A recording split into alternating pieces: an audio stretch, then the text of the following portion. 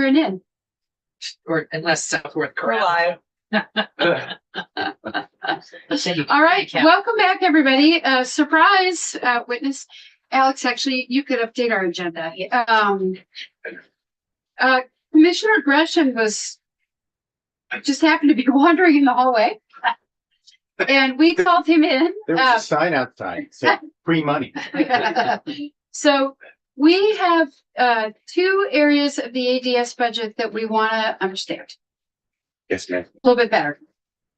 So we are totally clear, I believe, on the $9 million base appropriation. Where we're a little squishy is we have allocation charges going up by 10.8. We have service level agreement going down by 5.8 for a net increase of 5 million. And we had a discussion about whether the 5 million was really more or whether it was just moving money around. And I thought it was more because ADS now has authority to bill $5 million more from its agencies than it used to be able to bill. That would be correct, Madam Chair. It's, I mean, by more, I'd like to take out the sinister sound of that word. So,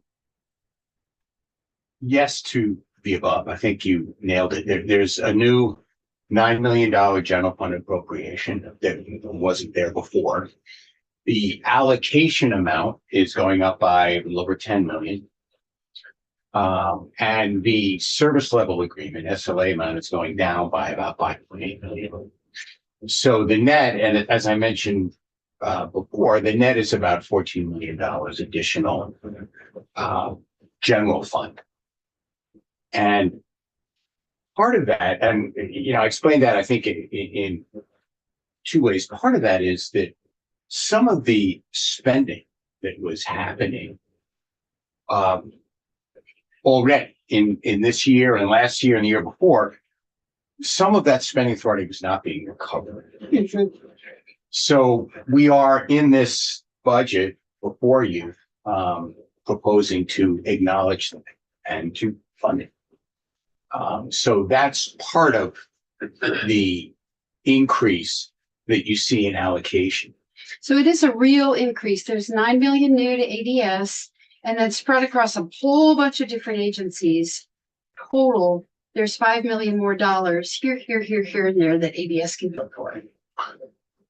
And that's what we get the 14. There's, there's 10 million more in allocations, and there's 9 million direct general fund, but there's also down in SLA.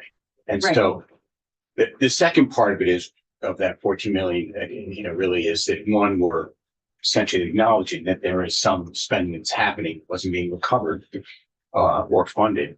But the other thing is there's some components of the SLA. The reason there's a down in SLA is there's some components that we used to bill out to agencies and departments separately is now going into the core enterprise services. Yeah. So that's why, not only why, but part of the reason why that $10 million increase in allocation is. Some of that is from formerly billed in SLA. Okay. So that it's really a two-part thing. There's some services that weren't being billed out before, we weren't covering the costs. That's in there. But also because you see a 5.8 million reduction in SLA, what that means is that some stuff that used to be in SLA is now being part of the core enterprise services being allocated. So these expenses that were not billable and not allocatable, but they were getting paid, right? Like the checks that ADS was writing to vendors were not bouncing. Where was that cash coming from? So, which is a good question. When I started out, I said there were two reasons why I was sitting in front of you. One was because the secretary wanted to reorganize her agency department, and part of my role is we work with and serve the agencies and departments to allocate their or to represent their budgets. The second reason I said it's in there is because there's been a deterioration in the internal service fund. So yes, those bills were being paid. Vendors, for example, were paying them, but what they were doing is drawing on the balance of the internal service fund. And as it grew negative, what you're really doing is drawing on general fund cash.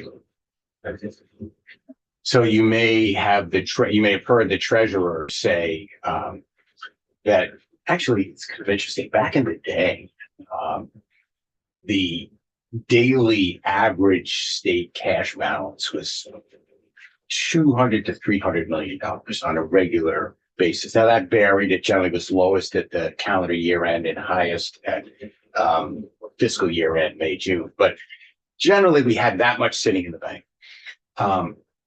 During COVID and the federal money came rolling in and the state economy took off, our state cash balance has gone up. So now we're carrying about $1.5 billion of cash balance as of today, as I sit here. So that balance, among other things, is funding the deficits in the internal service funds. So really, you're drawing on the general fund cash balance. It's not something we like doing. Yeah. Special funds can, unlike the general fund, we can run a deficit in the special funds, but it shows up on our balance sheet. It shows up in our ACBR, which is, how. And is it fair to say that some of that 1.5 billion was sort of one-time federal COVID funds, and so we've got a reserve that are now being drawn down as we run deficits? Yes. Is that fair? Yeah. It's fair to say. I mean, some of that is federal money. Some of it's also general fund money. I mean, our economy over the years has boomed as people were.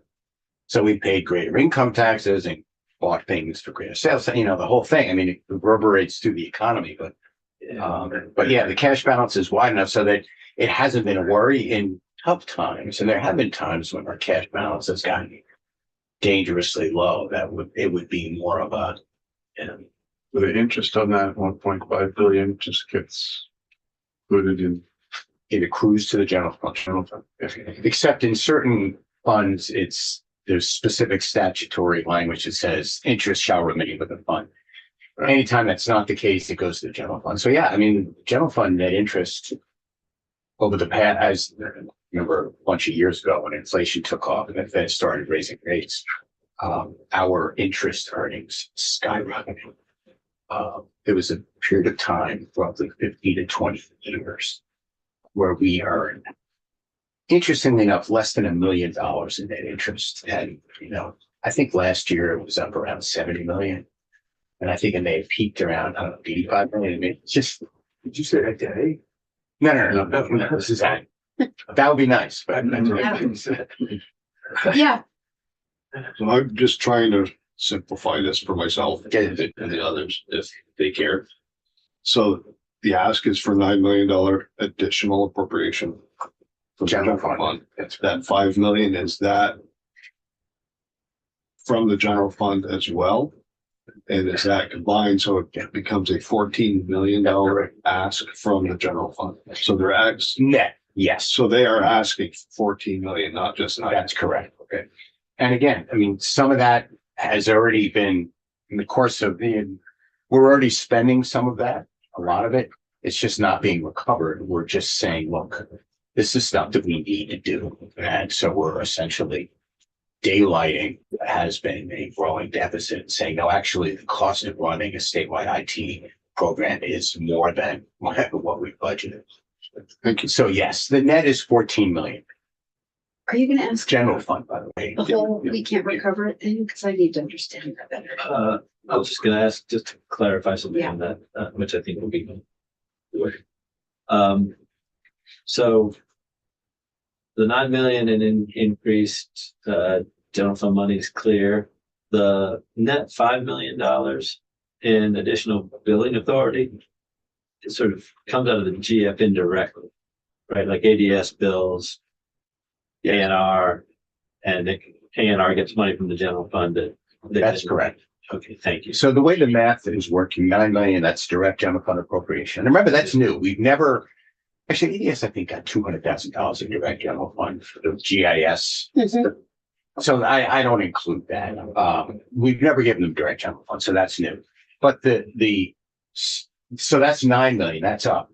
then there's increase in $10 million approximately of allocation, offset by 5.8 million of lower SLA. So the net is, that's how you get the 14 million. So, but the 10 million, the 9 million general fund, no, that's just given. The rest is through allocation. So there's an increasing allocation. And as ADS has pointed out, if we were not directly appropriating 9 million of general fund, that would have fallen out of the allocation to the various agencies and departments. So it would have been a heavier lift for them. So that 9 million direct general fund is offsetting what would have normally been allocated it out. Yeah. And we weren't just doing that because we thought that agencies and departments could shoulder that. Well, they were very happy we did. We did it because some of these are a lot in that 9 million are services that we didn't think could be built back. Like I think I used the example of artificial intelligence. Not that these are bad. I mean, these are good things to do, but some of our federal partners, for example, think about Centers for Medicaid and Medicare Services that provide our Medicaid program. You know, they're likely to get back to us saying, no, Medicaid's about healthcare. It's not about AI. You know, Medicaid's about healthcare. It's not about data governance. Yeah. You know, some of the project management costs. Well, you know, we're not doing projects. We're providing healthcare. So we're not paying for that. So these are the things that's why there was the direct general fund thing. Look, we're doing these things. So we're going to pay for them correct. And then we talked about two broad reasons that costs couldn't be recovered or fully recovered were federal restrictions, which you just talked about. And I thought there was some other broad reason of like, you know, so a lot of these costs can't be recovered because the agencies have federal restrictions on their money, how they can spend their money. And then was there another reason or is that the reason? I thought there was a reason about things that couldn't be shared equally or something, or can't easily be allocated. Yes. Software. Yes, but it's, in a sense, it's a similar reason. You know, think about, say, AOT, okay? Those are the roads and bridges guys. You know, what do they need with AI? I don't know. What do they need with data governance? Certain functions just didn't lend themselves to parceling out, I guess I'd say. Okay. So, I would ask about how projects are allocated.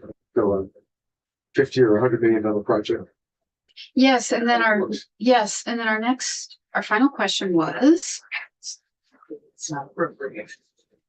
yes, It's not. just getting to big IT projects, the bespoke or customized stuff. So if there's a big project and it's going to cost $45 million, that all of that money is allocated in the year that it's approved. So like there's going to be a 5-year project to do some big IT upgrade at AOT. Does the whole $45 million get set aside in that year's budget? So, I mean, that's an interesting question. Think about the Tech Mod Fund. That had actually, I think, because paid out, say, DMV modernization, right? I mean, that had the whole clump of $30 million in that fund. So typically, yes. I think I don't want to give a blanket answer of yes, because sometimes we don't have it. Think about maybe the most expensive IT project that I think of, the IE&E, integrated eligibility. I mean, a lot of that stuff we just don't have sitting around in our back pocket. I mean, I'm pretty good at finding money, but that amount of money, I'm not that good at finding. Mm-hmm. So that could be allocated over years. In addition, some of that is actually drawn down from our federal partners when the expenses are made. So what I would say is typically yes, if we have the money, we set it aside. Keep in mind, during the COVID era, when our general fund balances were going up, we had a lot of time money. Remember that? And so that's when we set aside large chunks of money, but oftentimes we don't have that. So we'll set aside 3 million here, 2 million there. So that So code, I don't have it's not always the case, but typically we have, yes. So that spending authority has sat there year in, year out. Yeah, Okay, so here's what I'm trying to understand. This year, in the budget, how much money for IT projects is being proposed and for which projects? How will we know that? You So, would ask your agency of digital services, who has either at their fingertips or through their EPMO office will have at their fingertips projects that are currently ongoing or envisioned. so I'm not looking for the cost. Yeah. I'm not looking for spending authority. I'm looking for this year in the budget. So Okay. let me give an example that I really don't want to start talking about. Like the CWIS system. Okay. So how do we know which IT projects the governor is proposing in the budget that we have in front of us this year? That what funding he is proposing this year? So you would dial up your friends at DCF and say, how much? So every agency, that's what I think is the case, is that we would have to go agency by agency. Which IT there's no place for us to understand what IT projects, what funding.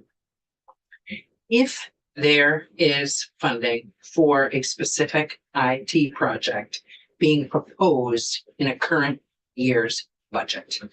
So Rep Southworth was helping us understand, I believe, that we don't go out to RFP unless we have all the money in hand. But that is different than the question I'm asking, which is, how do we know in any given year what is being proposed to be set aside, or spent on an IT project? If it's a new project, it will be part of the governor's initiative. I mean, you'll see it on the initiative sheet. If it's an ongoing project like CCWIS, for example, that would be within the various department budget. I mean, that would be a current services expenditure, so it wouldn't be called out. But yeah, you need to know. And Rep. Sibilia, we're working on, as part of this, moving bespoke out of the spending authority ADS and leaving it solely. We're working on chart fields that will enable better information. But I'm not here to tell you that it will solve that specific problem. I don't know. We would have to identify somehow all of the projects. I mean, The bespoke. I mean, it's really, I think that's what I'm talking about, are the bespoke. And I think it's actually important for both the administration, but also for us to have some context, to understand the administration's priorities, but also to have some context. Like, we may say, oh my God, you didn't fund this, and not understand that you funded this. right. And keep in mind, it's not just, I mean, the Tech Mod Fund is not bespoke. That's a separate, directly appropriated one-time appropriations for these projects. So not all of it funnels through that bespoke either, but we've got to figure that out is the answer. I'm not, I'm telling you, I'm acknowledging you're asking an important question. Yeah. But we haven't had that facility, and maybe there's a chart field that we can use that will just say IT project, So that but we haven't done that before. either some committee like ours or each committee is, how would we, unless it's, just each individual oversight committee is thinking about this, but it seems like we might want to think about this in a bigger, broader context of what are the investments that we're making. Do we agree that those are that's the priority, because this will be ongoing massive. So I don't know. Here's what I think I understand. That's not possible right now. That's correct. You are working on better accounting, and we are hearing you say that we can think about a chart field that would allow that to be more readily available in the future.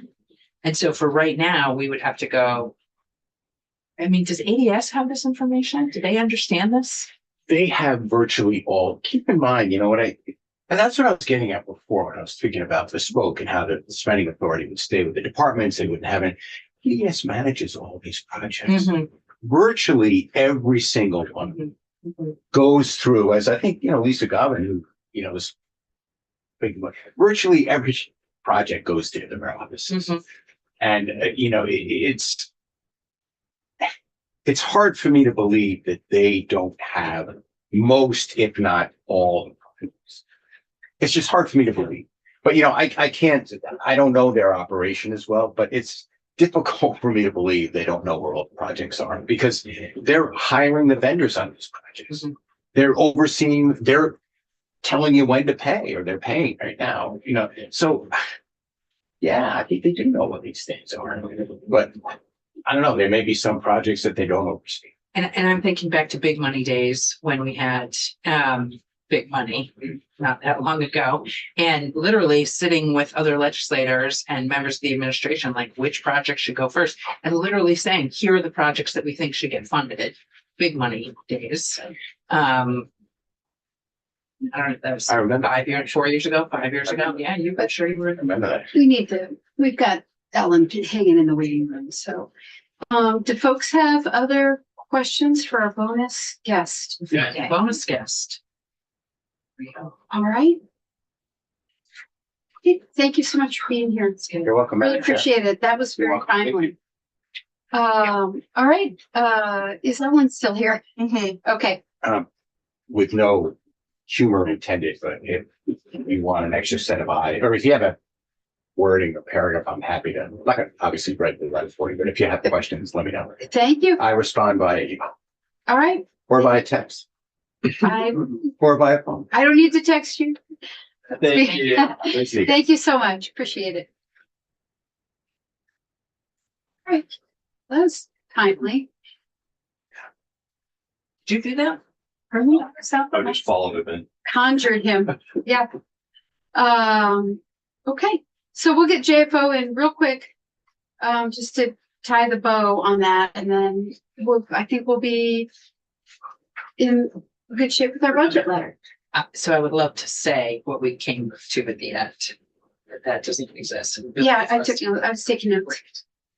Okay, Ellen, sincere apologies. Wow, I think that was close. Hi, we're really sorry. That's okay. Yeah, much regret for keeping you waiting. All right, I believe that, Representative Campbell has been, Scott, do you want to tell folks what you've been up to? Yes, well, based on the testimony we've gotten from Public Service Department and Division of Fire Safety and OPR, I came up with an amendment that Ellen proposed, and it is, I think it's on the website now, is it not? No, It is, yeah. yeah, okay. So it's in today's testimony. It is draft 1.2 of H718. And the changes are highlighted in yellow. I don't know, should we? Would Ellen walk us through? Do you want to walk us through it, Ellen? And I'll provide color commentary if necessary. Yes, I'll do the walkthrough. Ellen Tchaikovsky, Office of Legislative Counsel. As Representative Campbell just said, I'm here on H718. It's draft 1.2. The changes are highlighted in yellow. Representative Campbell, I didn't know if you wanted to talk, you can talk about the first change if you like, or if you wanted to mention what these changes are based on. Well, all right, the first change is a finding. As I was reading over the whole thing again, it seemed to me that it would be worthwhile trying to put energy codes in context, and so we're as it says, we're sort of flooding the streets with money to build housing, and we don't really have either construction standards or a uniform application of energy efficiency standards. So the finding is just calling that out. Okay. Sorry, and just to take a step back, I have a very sore throat. Please let me know if you cannot hear me. I don't normally testify in here over Zoom, so I wasn't sure if you wanted me to put it on the screen or if you all have it in front of you. I have it up. Do folks have it up? I think we all have it up and we can see you unless you'd rather.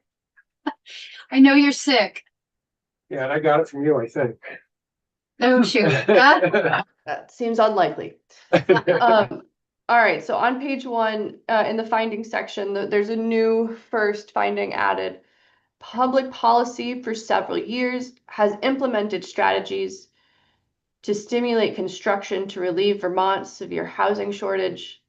These actions are gaining momentum without appropriate construction standards for 1 and 2 unit dwellings and with uneven application of energy efficiency standards.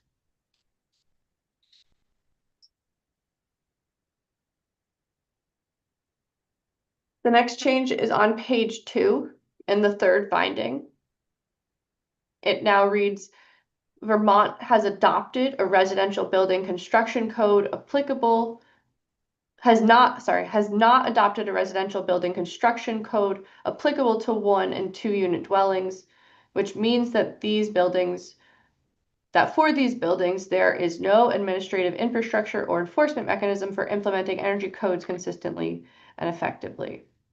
Lack of a residential building code also means Vermont lacks a standard of care reference for the public, builders, designers, insurance companies, or the courts, and such lack may also limit the state's ability to access certain federal funding.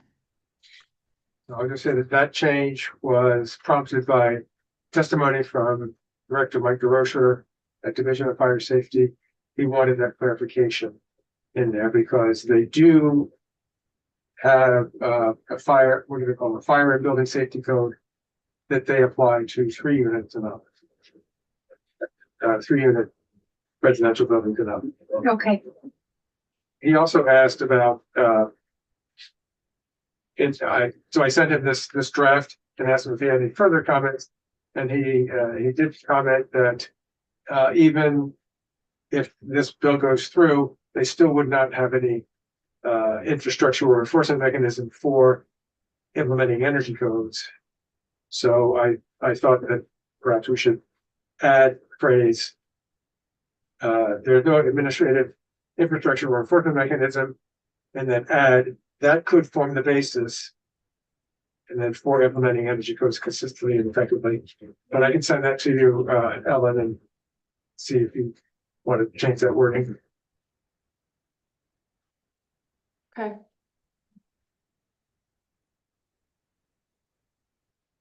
Okay. The next change is on page 3. What was previously section 2 and section 3 have been replaced. In the bill as introduced, there was language directing the Division of Fire Safety to adopt a residential building code and giving them an employee position to do this, as well as directing them to seek grant funding. That has been replaced with the session law provision. So on page 2, section 2, adoption of residential building code. On or before January 15, 2027, the Director of Fire Safety shall complete an assessment on whether and how the state should adopt a residential building code. The Director shall submit the report with the recommendations to the House Committees on Energy and Digital Infrastructure and on General and Housing, and the Senate Committee on Economic Development, Housing, and General Affairs. Okay, so this is on the topic of a residential building code writ large. So, okay. Yeah. We've never had any such report in the past. So No, because they just started holding a sort of a stakeholder process to talk about what would be necessary to adopt a residential building code. I think they've only had 2 meetings. So this is just giving them a timeline to finish up that process. And this was recommended by Deputy Commissioner Wilson at Public Service, and Director DeRocher also said that this would be acceptable to them. So this is, spirit of compromise here. Okay.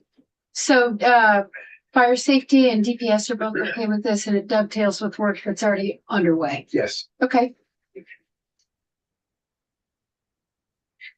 Okay. There are some changes in section 3, which is the task force. So first, there's just a small sort of typo was corrected. It's the residential contractor registry task force. You will recall that this is a task force to improve the existing residential contractor registry and expedite the creation of voluntary certifications. And they're an advisory task force to the Office of Professional Regulation. On page 4, the membership of the task force has changed slightly. In the prior draft, it had 11 members. Under this draft, it has 15. The new members are highlighted in yellow. So on page 4, being added is 1 member from the Office of Economic Opportunities Weatherization Assistance Program. Number 11, 1 member from the Vermont Attorney General's Office. 1 member from the Associated Builders and Contractors of New Hampshire and Vermont. 1 member from the Associated General Contractors of Vermont. 1 residential contractor not affiliated with Associated Builders and Contractors of New Hampshire and Vermont or Associated General Contractors of Vermont, appointed by the governor. And on to page 5, 1 member of the public appointed by the governor. So a couple members were removed. It was the 1 member appointed by the Vermont Works for Women, 1 member appointed by Resource. I think those were the 2 that were replaced with these other ones. I think A&R also. Oh, yes, sorry, A&R was also replaced. It's no longer on that list.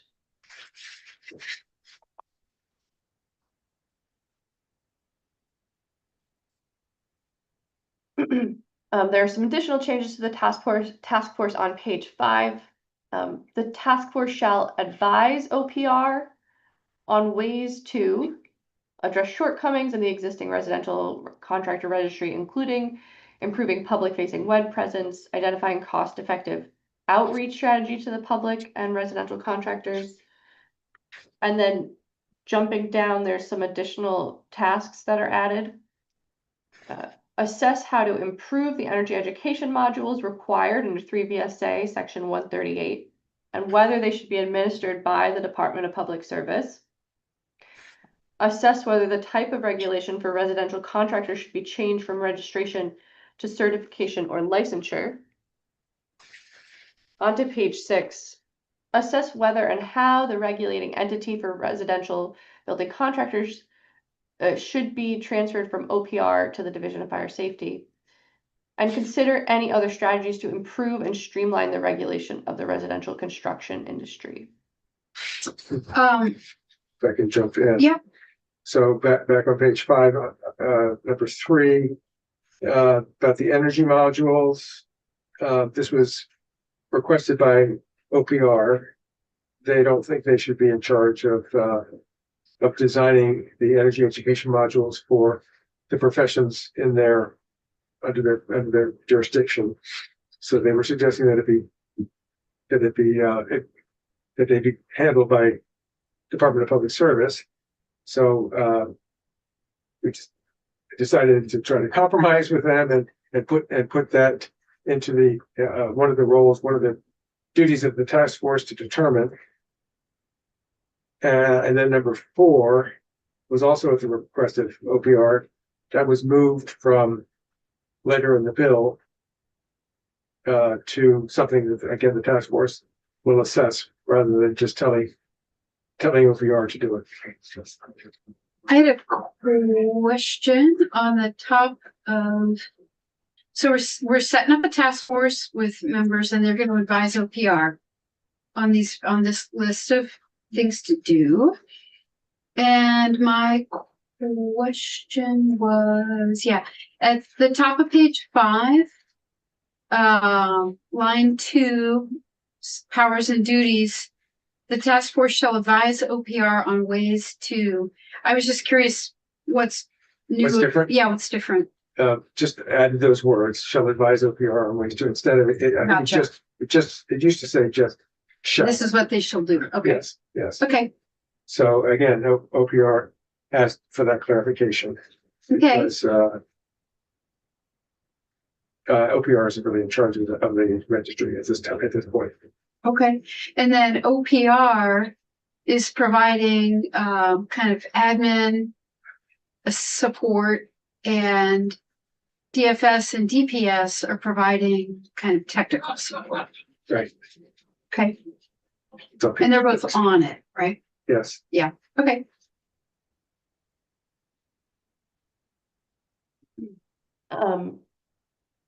The next change is further down on page 6 on line 12, as far as the reports. It now says beginning in 2026, they shall submit annual reports on or before November 1. And so this was just flipped. It previously said on or before November 1, 2026. This is mostly just for grammar. Okay.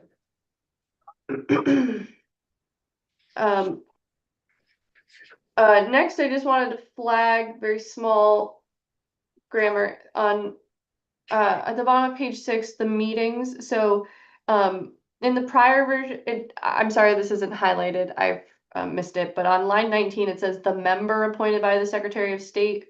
In the prior version, it said the Secretary of State or designee shall call the meeting. In the list, it currently says a member appointed by the Secretary of State, not the Secretary themselves. And so she could designate herself as the member here, but it's more proper to reference that it's the member appointed by. And then the next change is changing the word bi-monthly to every other month, to be clear.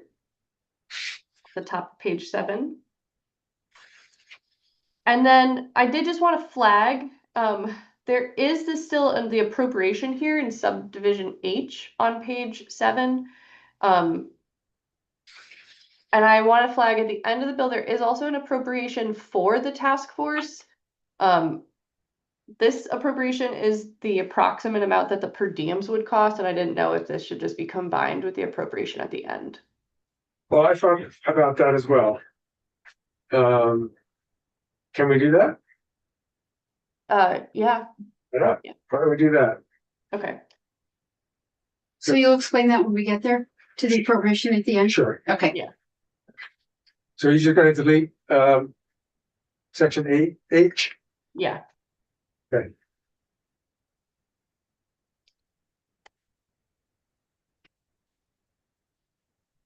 So the next few sections are about the education requirement.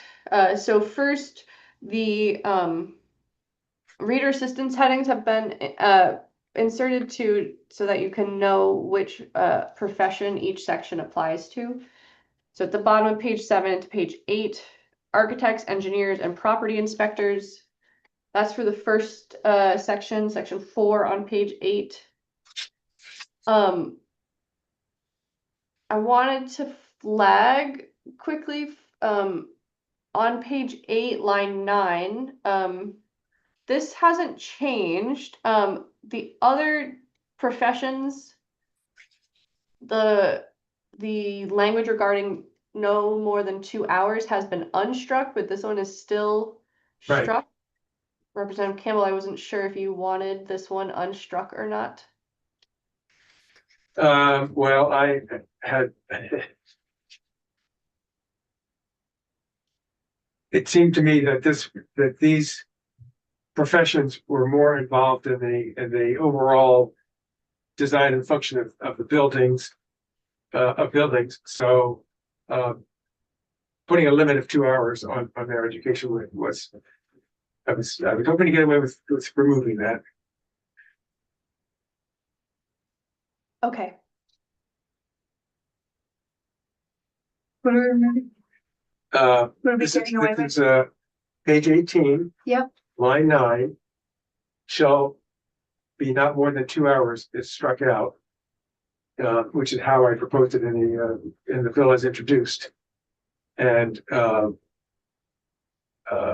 Director DeRocher reacted against that That's in right. the case of the trades. But in the case of the professions, it seemed to be appropriate that, we should not limit it to 2 hours Okay, by statute anyway.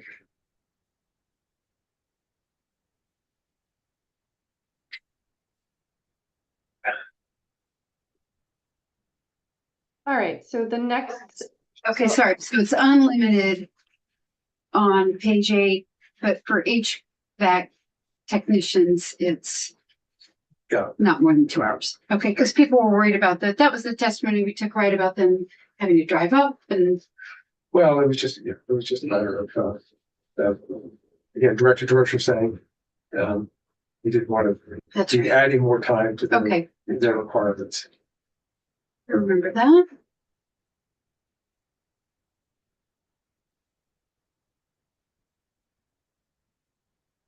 So that's throughout all the pages. Yeah.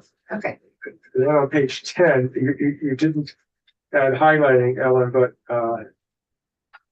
page 10, starting on line 4 for commission's boiler inspectors.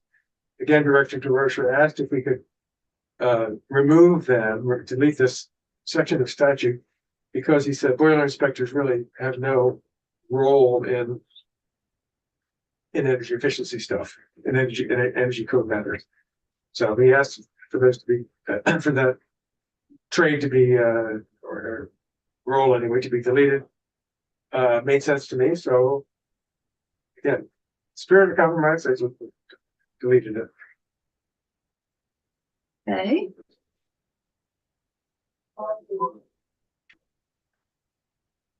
And then we have electricians and plumbers, page 11 and 12. And then on page 13.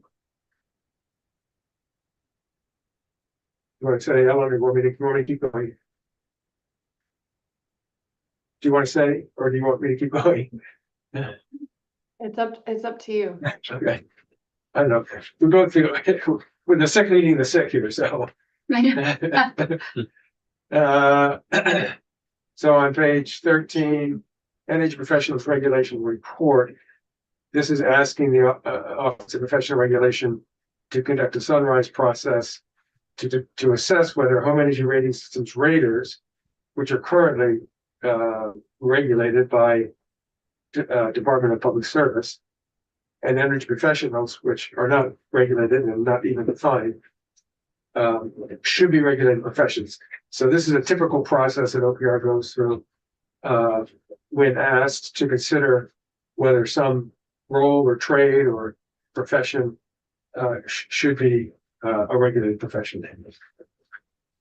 And they asked that they'd be willing to do that, but they wanted more time. I think the original deadline was 2027. Yes. And then at the bottom of page 13 on line 18, this is about municipal enforcement. And this is seeking to clarify the issue of whether municipalities have the authority to enforce energy codes. We're going to hear from a VLCT attorney tomorrow. Certainly, Samantha Sheehan, who has been in testifying on this bill, believes that municipalities currently have authority over regulation of buildings because it says that in the Title 24, which is the title about municipal law.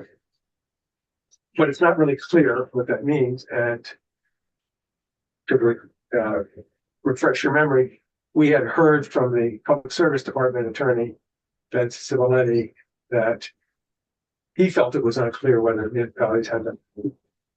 Some municipalities have placed that authority into charter changes, and so they do explicitly have authority since those charter changes were approved by the legislature. That at least is Burlington and Montpelier. It might include South Burlington as well. So, So this would just make it explicit that municipalities could, If they want to. if they want to, it's not a requirement that they do. And we're hearing from the league tomorrow on that. Yes, Okay, So So- I Go will ahead. add that at the bottom of page 13, the language that's highlighted, and then as well as in section 11. As introduced, it said the municipality may administer and enforce.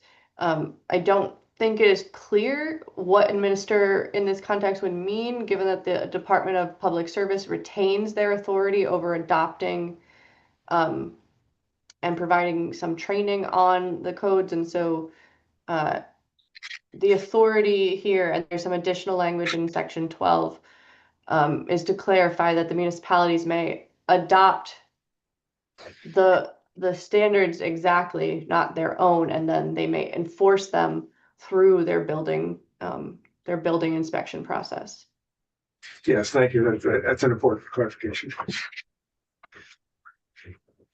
All right, well then on the next page 14, just to go in page order. This section and the section on page 15 are identical, but one relates to RVs and the other relates to CVs, so residential and commercial.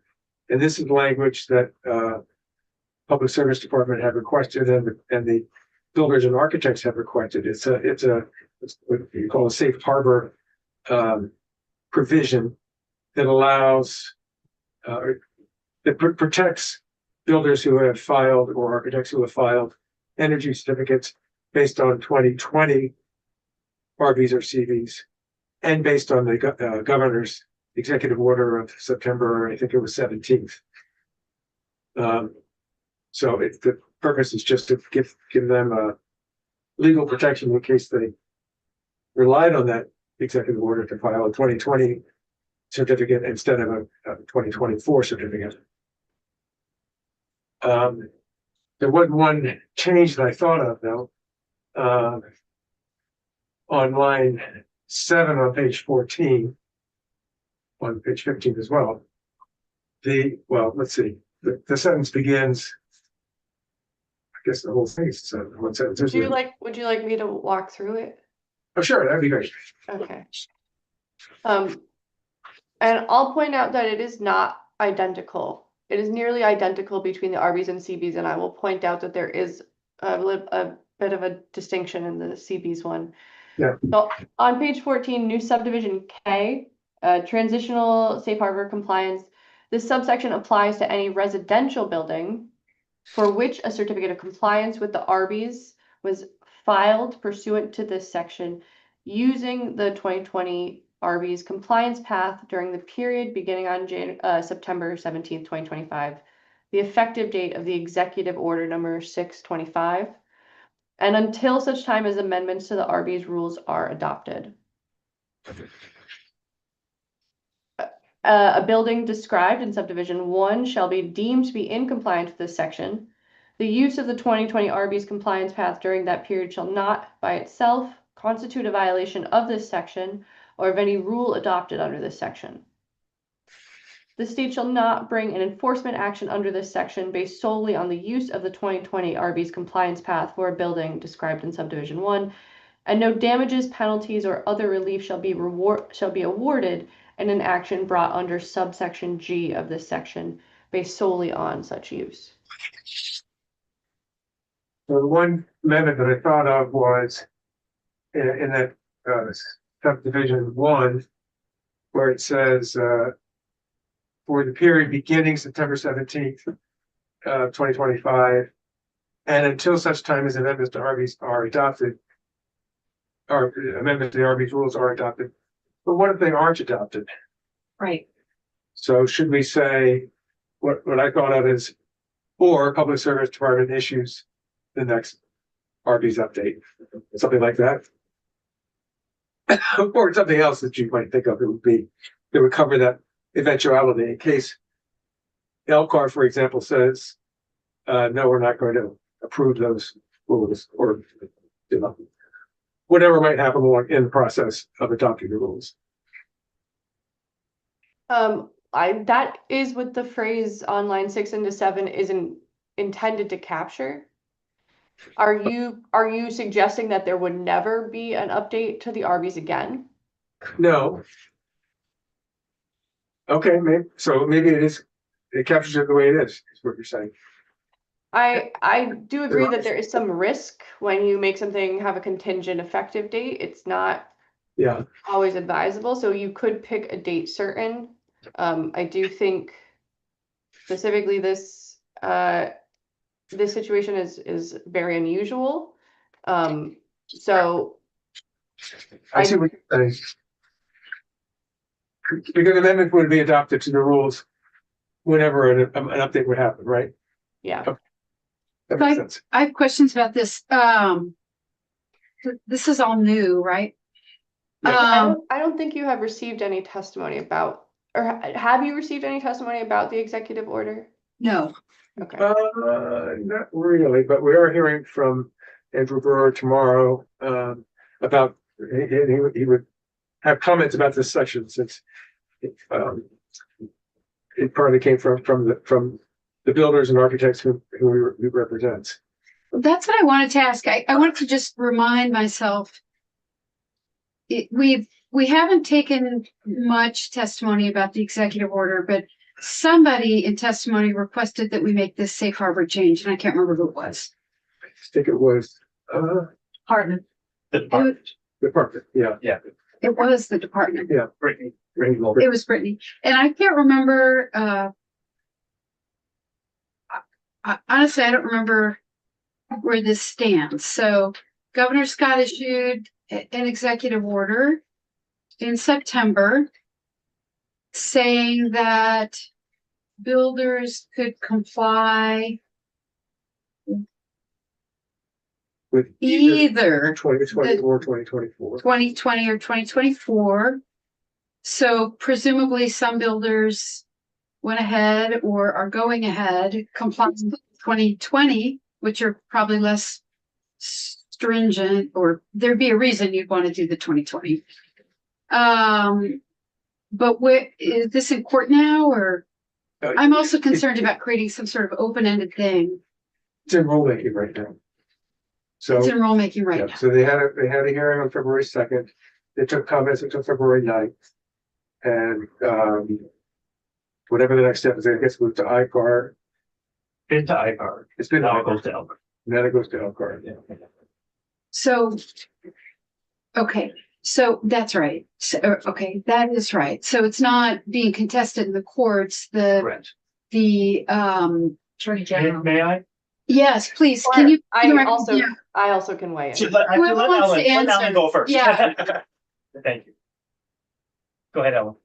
So I'm not aware of a litigation being brought against the executive order, but I was wrong. Yeah. The Attorney General's office issued an opinion, as well as I believe that the executive order exceeds the governor's authority, specifically in regards to the RVs and CBs. And so it does create this legal ambiguity around builders who choose to follow the executive order. And that is because both the RVs and the CBs have private rights of action in them. People have the authority under those statutes to bring complaints against the builder or the certifier that they have complied with the law.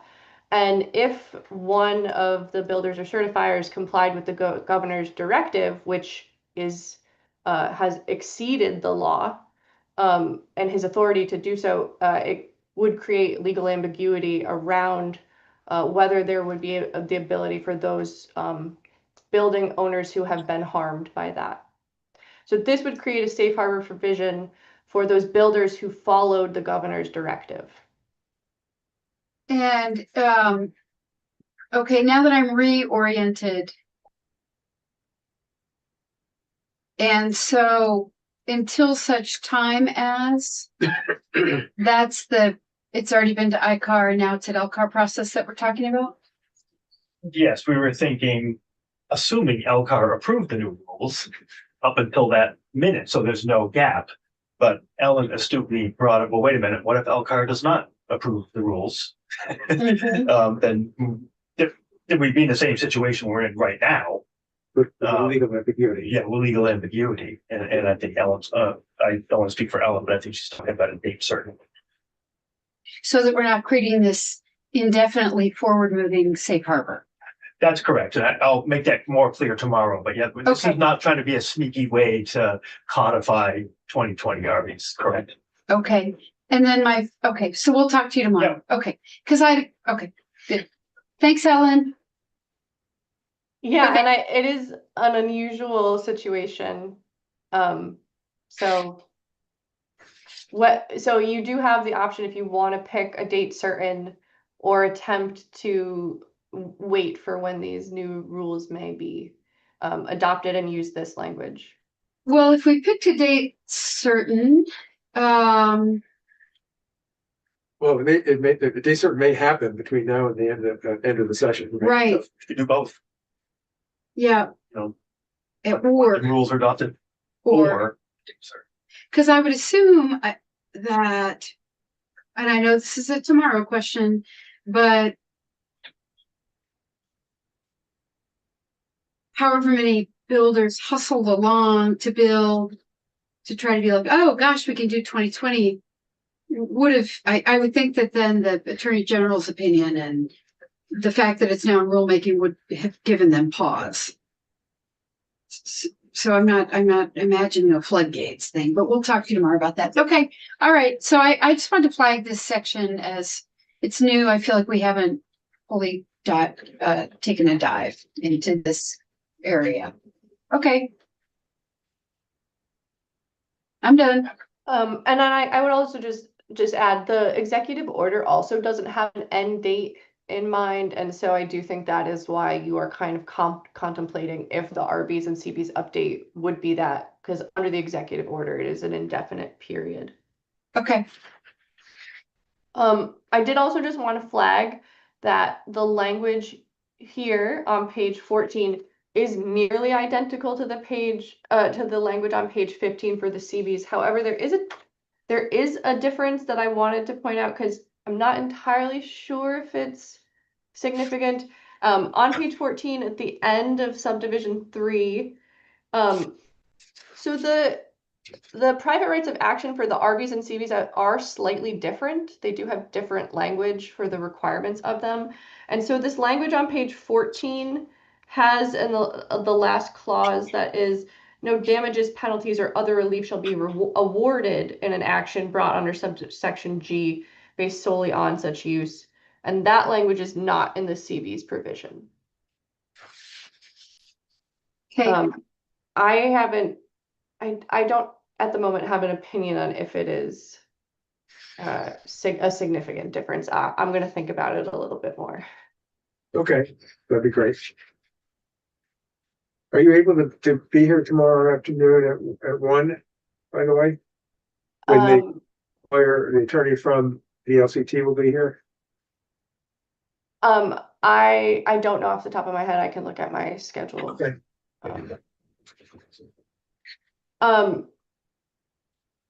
And I guess I'll just respond to that quickly. I think as we have discussed it, there is language in Title 24, and some of it is here in section 12 at the bottom of page 15 into 16. Municipalities do have authority to adopt building codes and regulations within the municipality. However, there are very specific references to the types of codes that they can adopt. And some of that language is on page 16 in regards to chapter 59 and 20 VSA chapter 73. And so I agree with the department that there isn't clear authority, including building energy codes. Those are not addressed at all in here. And that is why Montpelier and Burlington both sought charter changes in order to adopt authority around building energy. I think that has been the opinion for years now, that they don't have clear authority, and so they needed to ask the legislature for specific permission. But adding this language on page 16 would do that for other municipalities. So it's being added in the Title 30 sections, Section 53 and 51 regarding RVs and CVs, but then also it's being added here in Section 12, which is the municipal building code section.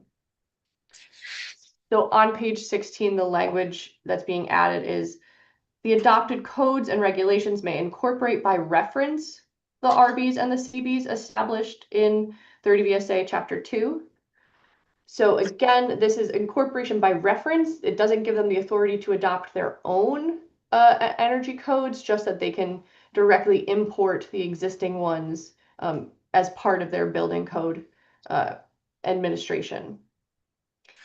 And then further down, subsection G is being added that incorporation of the RBs and CBs pursuant to subsection A shall allow the municipality to enforce those standards.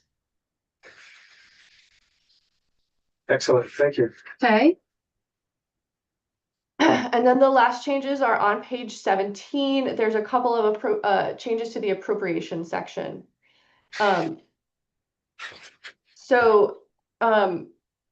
Notwithstanding language is added at the bottom of page 16, because in both of these appropriations, you are using fuel efficiency fund dollars, and those, the fund does currently say how those dollars are supposed to be spent, but you're seeking to spend them on other things.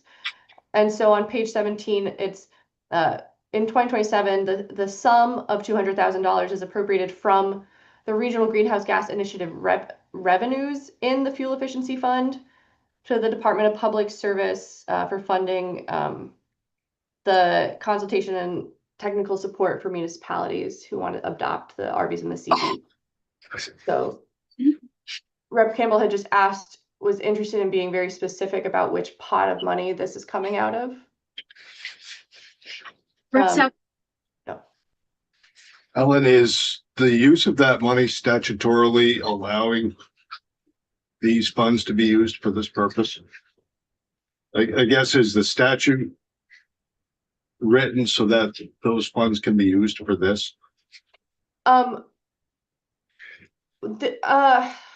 This, I don't think so. So those funds are currently supposed to be used for thermal and process fuel initiatives. And so the statute doesn't spell out what is included in those, but that's why I did include the language at the bottom of page 16 that says notwithstanding. So it's common in some of the funding bills, like in the budget, people, you have not withstood requirements of sections before to move around different pots of money. So while there is generally a stated types of uses these funds are supposed to go to, you do have the option to amend that and not withstand it for the purpose of a single appropriation. Okay, thank you. and the fuel efficiency fund, where do those revenues currently flow? Who gets that money now? It's for thermal and process fuel efficiency programs. And so I think you have heard some testimony about that now from other witnesses about Vermont Gas Systems does some thermal and process fuel initiatives. Burlington Electric does as well. And so it's a different pot of money than the electric efficiency funding, which is from the electric rates. And this is a different pot for different types of efficiency. Okay, Efficiency Vermont as well. get some. Yeah, yeah. Under And that expanded, Right, Yeah, and they use it, well, we heard from Burlington Electric about what they use their money for. So they wanted to be able to use it for weatherization stuff and all that. We'll know more about that. Efficiency Vermont uses it for basically for weatherization, for low and moderate weatherization incentives. So it's one of the funding sources. I guess it is actually the funding source for the services EVT provides to multifamily low-income housing through thermal. And they may use some of it for OEO's weatherization program as well. Anyway, basically it goes for weatherization.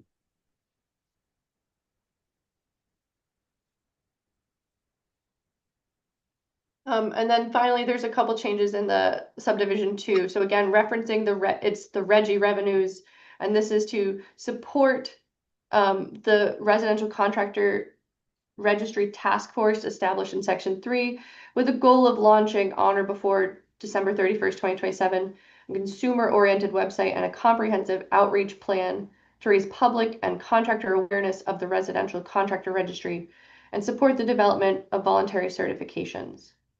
And so I mentioned earlier in the section 3 in the task force, there is a specific $5,000 appropriation to fund the per diems for the members of the task force. And I think you decided that you're actually just going to roll it into this and it can come out of there. The $5,500 for appropriations is based on the Joint Fiscal Office has a formula for how much it costs approximately to pay Right. the per diems for a task force. And so that's where that number came from. It might be more or less depending on how many people actually participate and seek the per diem. Okay. So can you add the per diems for the task force members to this? Sure. Do you want it to be $205,000 or did you just want to keep it at the 200,000? Just keep it at 200, if fine. Okay. Thank you. Okay, and then, so just to state the obvious, the alternative to trying to dip into the Regi money would be to go for a general fund appropriation. Right.